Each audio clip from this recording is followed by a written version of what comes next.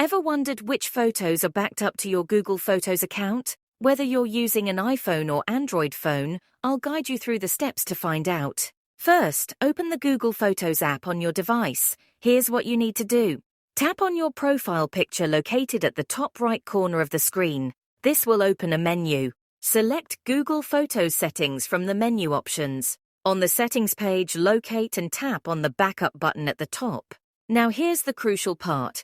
While this section allows you to manage backup settings, it doesn't show the actual photos and videos backed up.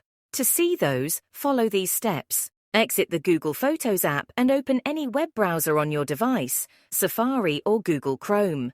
Go to photos.google.com in the web browser. Make sure you're signed into the correct Google account. You can verify this by clicking on the menu icon, 3 lines at the top left corner.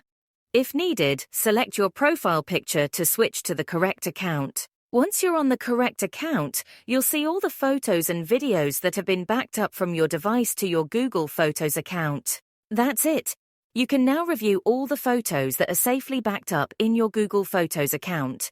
If you found this tutorial helpful, please consider liking the video and subscribing for more helpful tips. Thanks for watching, and I'll see you in the next one.